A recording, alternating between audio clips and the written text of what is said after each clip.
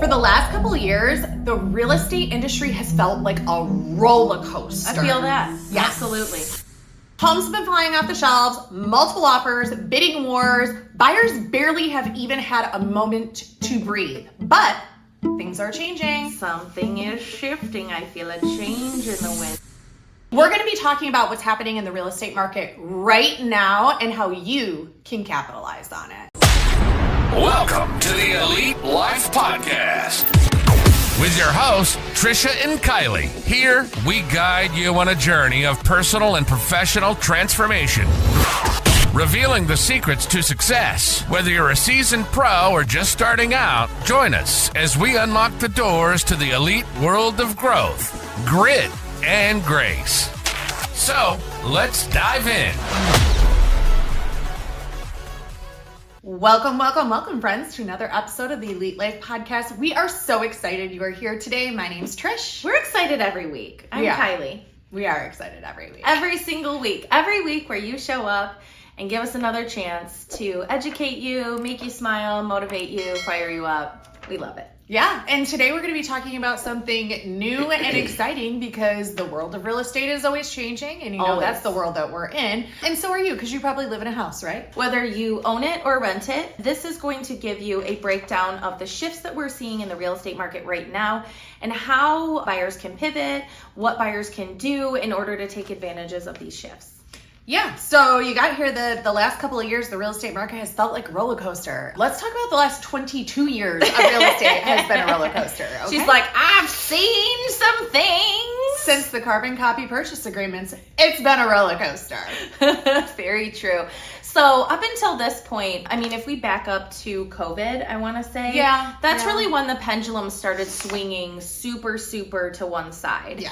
And ever since then, a lot of people say we've been recovering. I don't like to use that word because it just makes it sound like something awful happened, like we got sick, which we didn't. We just entered a different kind of market that we hadn't seen in a while, right? Yeah, and actually, I mean, being in real estate, it was a flourishing market. When we were in COVID, we were closing more deals than we had ever closed before. Buyers were getting amazing interest rates. Sellers were selling their homes fast. In my opinion, from a real estate standpoint, it was fantastic. It was great.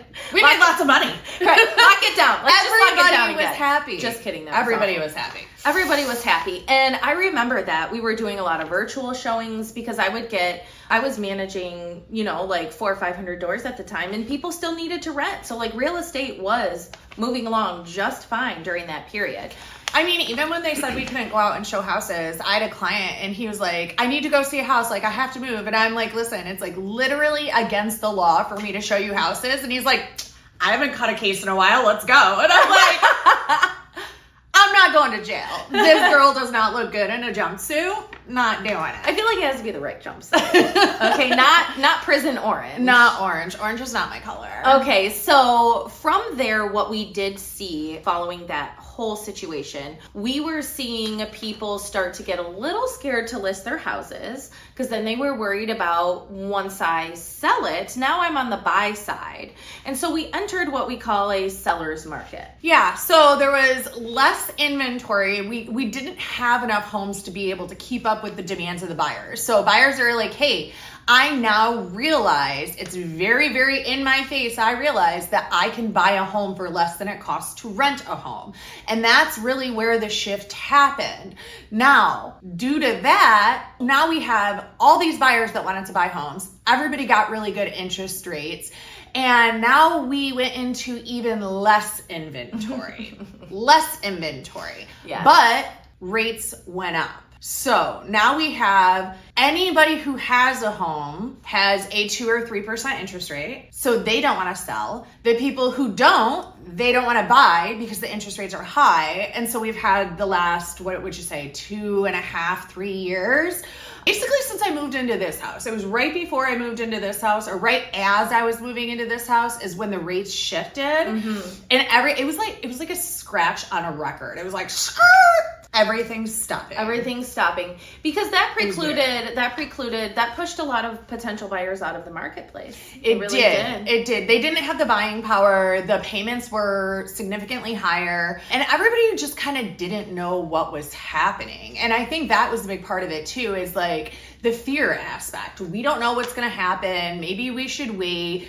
But I mean, here we are 3 years later and we're still waiting, because I'm 3 years in October. So right now we're at the end of September. Yeah, so 3 years in a couple weeks. Mm-hmm. So 3 years since this shift has happened. We've been in this same weird limbo space for 3 years.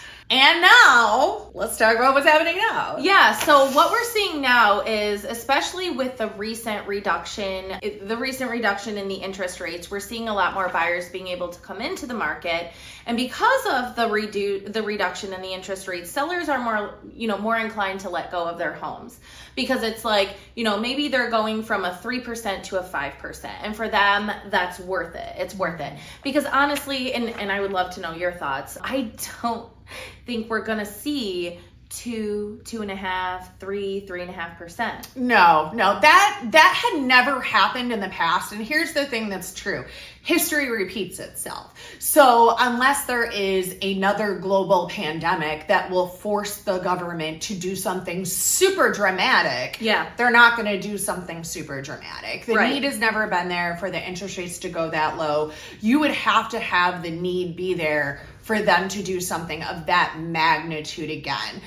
Historically, rates being in the 6s and 7s have always been considered a good rate. When you look at the world as a whole, interest rates of all history, 6 to 7 has always been considered a good rate. So right now, buyers, you are able to buy down your interest rate some, and you can get into those high 5s. We're seeing 5.8, 5.9. So now is the time to go. But I think what we're seeing, like this episode is supposed to be all about the buyers. Buyers still seem to have a little hesitation. We still have a little hesitation. Well, I think part of that is because there's not enough actual education and real reporting on what's happening. We see these headlines, rates, Feds drop the rates, yada, yada, but people don't really understand what that means. In addition to that, I think the other thing that we're seeing is because we are still experiencing, like what you just said, like a hesitation,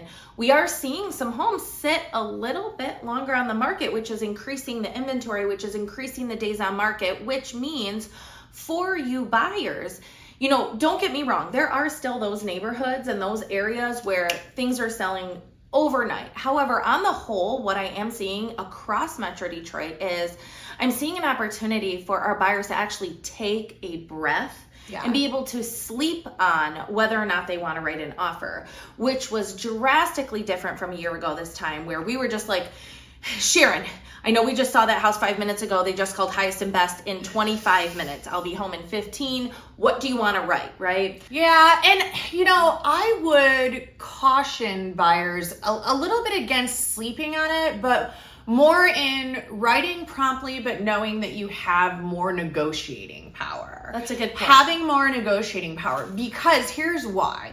There's still a lot of agents that are still in that mindset that we need to move quickly to get our offer in before somebody else does. So if you happen to see that house at the same time as somebody else, you could still be competing. But if you get your offer in right away, you are able to leverage some more breathing room, as you say, in those numbers. So some things that I have been coaching my buyers on is, let's look at, number one, we always look at months of supply. Mm-hmm. Months of supply. And what we are seeing right now, I've been on 4 listing appointments in the last couple weeks, and all of them that I went to were between 2 and 4 months of supply. And so for those of you who don't know, which is probably nearly everybody, because I didn't even know this until I had done like 15 years into real estate, when you are in real estate, a seller's market is between 0 and 3 months of supply. And what that means is, if today we didn't list any more houses, every agent stopped,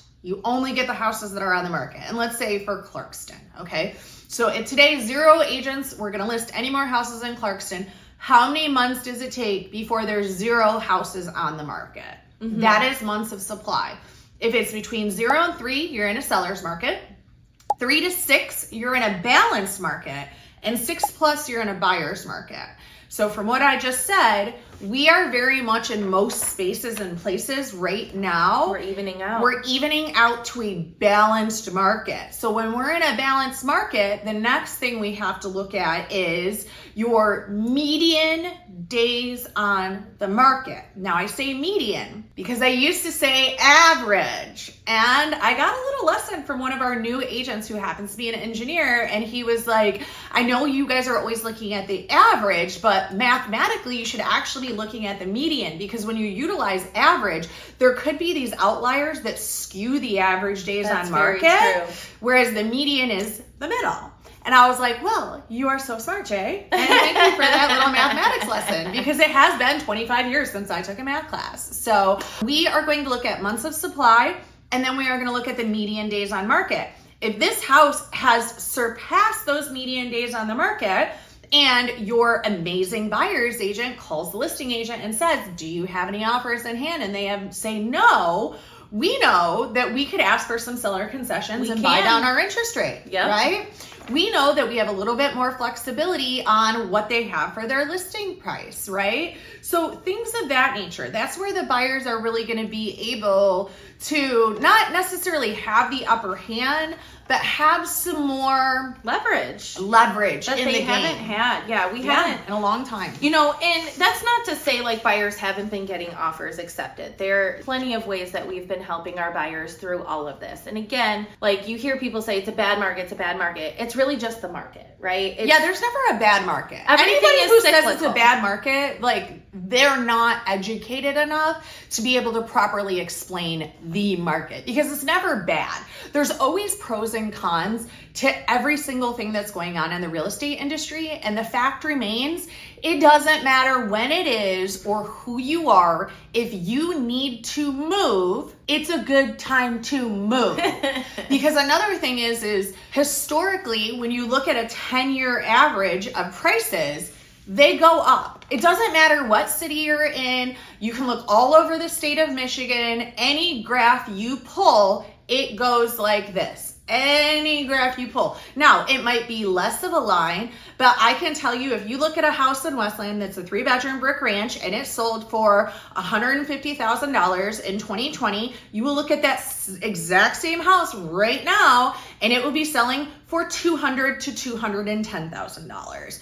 Across the board. That's not an opinion, that is data and graphs. So that is another thing, buyers, when you are looking for a buyer's agent, make sure you are utilizing somebody who gives you this data and graphs, because your opinions don't matter.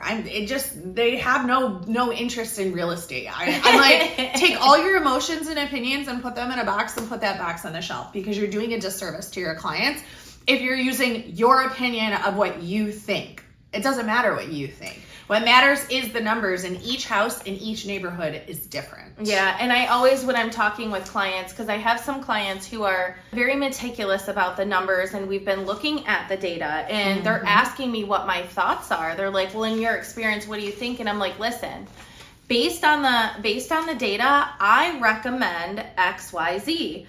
And you're leading with that. And not only does that, help you guys as buyers understand that this is coming from a place of like just hard numbers, and so you can feel a lot more comfortable and confident. Like we had one client and we got into a little bit of a bidding war, and he really wanted the house, but he's like, I don't want to quote unquote overpay for the house. So what did we do? We ran comps and we looked at other homes that had sold, and he's like, yeah, I'm willing to go up to X, because I feel like after that threshold, like it's not going to appraise, like it's not going to, I'm not going to make anything on it. It's just, I'm going to overpay for the house. So that's always good to have that in your back pocket. Yeah. And I think like, what is quote unquote overpaying is also a very relative term, because what you may pay for this house and what I may pay for this house are two different things. That's very true. And knowing that that house is going to appreciate, real estate is appreciating faster than any other asset. It's actually appreciating faster than the stock market right now.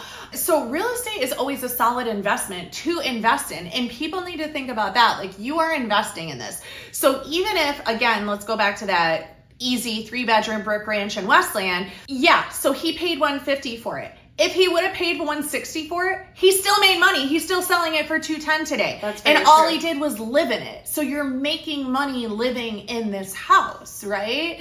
So I want you guys to think about that. Like, don't lose a home. And I see this happen too often. New agents, they can't properly explain the dynamics of an appraisal gap guarantee, let's say.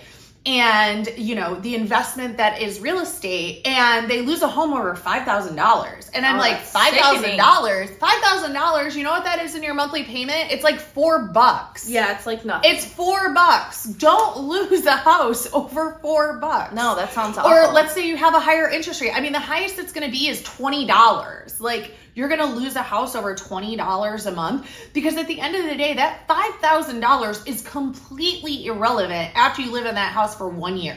And everybody's living in that house for at least 1 year. Right. And I think that's a conversation too that's good to bring up, is like, in the grand scheme of things, when you and your agent are negotiating and you are up against someone else in a multi-offer situation, and you are talking about an extra, like you guys are going back and forth over $1,000 or $2,000 or $3,000 or $5,000 or even $10,000. Let me tell you, over the 30 years that you are spreading that $10,000, it is, I don't want to say it's nothing, but it is very minimal, very minimal. So let's talk about, now that we have established, we've had a chat about, it is the perfect time. Rates are just coming down. Yeah. We're seeing some more inventory. The next step, if you've even been thinking about buying a house, or you want to know if you can even buy a house, the next step is to call us. Yeah, absolutely. Start the conversation right away. I had some clients of mine, they reached out yesterday and they're like, yeah, we're thinking in the next 4 to 6 months. And I'm like, cool, I'll come over next week.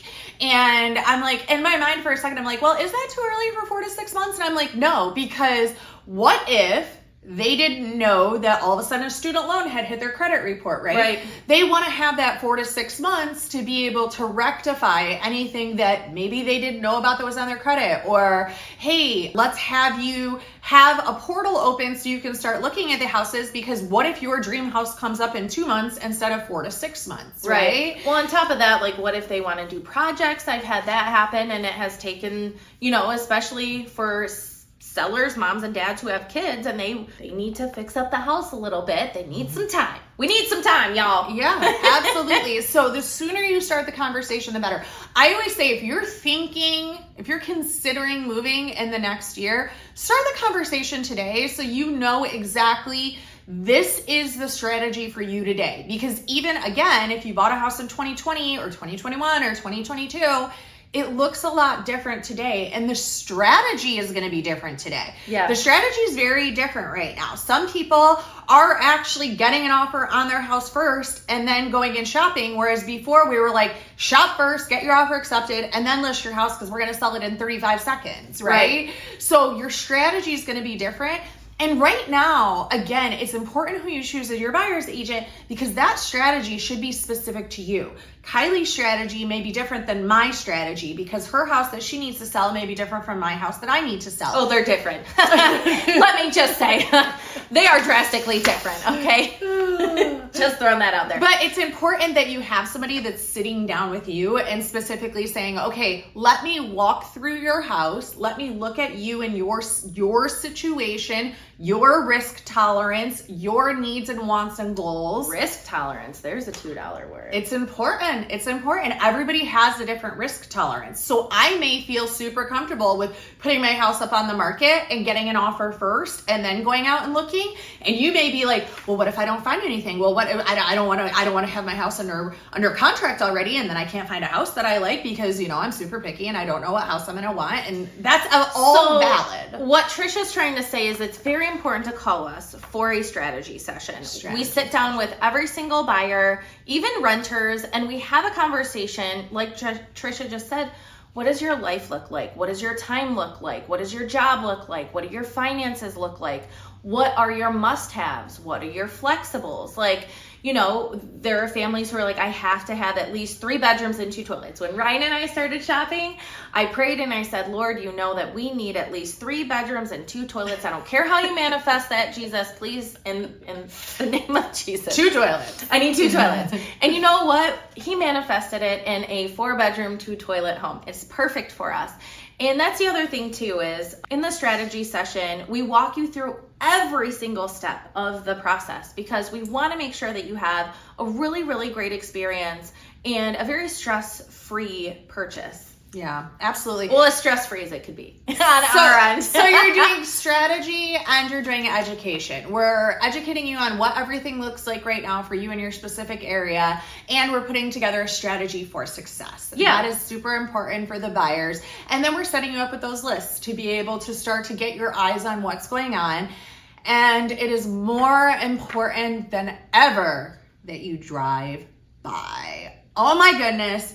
The Photoshop and AI is something wild right now. Tell you, I cannot even tell you how many times over the past couple of weeks, either I or Amanda show a house, and we're like, well, the photographer did her job. She got us here. And we're looking around, and I'm like, this is not the home we saw online. Not at all. And I legit, like, when the feedback requests come in, I'm like, not for us. Give that photographer more money. It's wild. It's wild. So these are your next steps. For those of you who aren't watching, our number, can I give my phone number? Go ahead. 248-795-1905. Call, text, email, smoke signals, all of that is great. Are you going to put it on the screen? I am going to put it on the screen. Like it's 1997 and someone had a weird surgery and they're going to call us to sue. Anyway, sorry. So we're going to do that. We're going to sit down. We're going to connect you with a financial expert who is going to be able to, because this is what I tell all of my buyer clients too, because they want to start asking me the financial questions. And I'm like, listen, that is not my side of the fence. I know enough about the different kinds of mortgages to help give you a very murky picture of what is out there. And I do know that there are programs like the rate buy down, MSHDA down payment assistance, yada, yada. However, we hook you up with someone who does loans 24/7, 365, and make sure that they go through every single thing so that when we do get that pre-approval letter, which you need in order to write an offer on a home unless you're paying cash, we have a very solid pre-approval letter. Because I will tell you, from being on the listing side and doing a listing, representing the seller, there have been times where I have called, I've got offers in hand and I've called lenders and they don't answer. They don't answer my text messages. They don't want to respond to my emails. And then I get them on the phone. They don't know who the client is. They haven't collected income. They're just going off of what the client stated. So there are a lot of aspects that we can control. And one of them, like Trisha just said, is having a great real estate agent like us, but also making sure that your financial partner is going to be on point as well. Yeah, super, super important. And I want you to remember as well, even if the house that you bought prior, if you're selling a house and you're buying a new house, if that was an absolute nightmare and it super stressed you out, I want you to know it's not going to be like that this time, okay? Not when you work with us. It's not when you work with us. It is. It's completely different depending on the agent that you use. And I hear so often, I had some clients, Dana and Ryan, and Dana was like, oh my gosh, my sister, she bought a house from somebody else, and I was like, you should have went with Trisha. She's like, it was a nightmare. Aww. And so they came in, and this was actually their second time going with me, and I listed their house. We found a new house the same day, got their offer immediately accepted, got their other house immediately sold. It was actually the same agent who was selling the house that they're buying that then went and sold their house that I listed. So I got to work with the same agent on both deals, and she was like, this was so fast and so easy and so amazing. She's like, I got a little scared, I'm not gonna lie, because of how things went with my sisters. She's like, but once again, like with you, it's just smooth and easy. Here we go. Like a baby's bottom. And another factor is you now have equity in your first house that you are putting down on your new house. So you likely are no longer in that VA or FHA or MISHDA where there's like extra layers that are going on. You're probably a conventional buyer the second time you're going around, and you might not realize how much actual equity you have. We have some people that are selling their house and they've only owned it for a year or a year and a half, and they have $40,000 to $50,000. Yes, equity. they have already built good equity. Especially if you went with us on your first house, because we probably got you a great deal on the first one, and now you're able to put that big lump sum down on the second one. And we do it what's called a back-to-back closing. And I want to mention this too, because not a lot of people realize how it works. We will close the house that you own, and we will use the same title company for the one you're buying, and that way the funds from the first one automatically just go over into the second one, so you could close the one you're selling in the morning and the one you're buying in the afternoon, or boom, one boom. day and then the next day. Seamless for you, super easy. Our title company is amazing because you can even do this online. You don't even have to leave your house or put on pants. We got you. I'm sold. All right, friends. Well, are there any parting thoughts before we wrap up? I think my only parting thought is do not wait, because what's going to happen is as the Fed continues to talk about lowering interest rates, number one, there's no for sure that they will lower them anymore. I want to make that really clear. People are going to say, well, I'm going to wait because they're talking. They do a They've lot been of talking talking. for 3 years. They talk a lot. 3 years they've been talking, okay? And what happens is they've lowered them and brought it back up and lowered them and brought it back up. So do not wait. It's do like not a, wait. It's like a one step forward, 2 steps back situation sometimes. Yes. And here's the other thing. If they do say drop them again, what happens is now you're up against more competition, which puts us back into that COVID mode where people are paying $50,000, $60,000, $70,000, $80,000 over asking. With full appraisal guarantees. Now you're no longer in the leverage space, right? So now we're back to a seller's market because buyers will do anything to get a house because their interest rate's lower. I want you to remember there's always a give and take in real estate. There's always a give and take. So if rates are lower, you might be paying more. If you're getting lots of houses on the market, it might be less to choose from, or you got to rate faster. Like there's always a give and take. You cannot time the market. So if you're thinking about it, just go do it. Do yourself a favor and do it today because prices only go up. Yeah. All right, friends. Well, thank you so much for joining us today. Before you go, make sure you subscribe wherever you're listening because we are so glad you're here and we want you to come back, and we would literally be nothing without you. So make sure that you put it on the calendar and time your watch because next week we are going to have a fresh episode of The Elite Life dropping on Thursday. Bye. Thank you for joining us today on the Elite Life Podcast with Trish and Kylie. Don't forget to share this episode with a friend so we can keep delivering you more fantastic insights on grit, grace, and growth. Stay connected with us on Instagram and Facebook, where we'll keep the ideas flowing to help you build a life you love and leave a legacy you can be proud of. Until next time.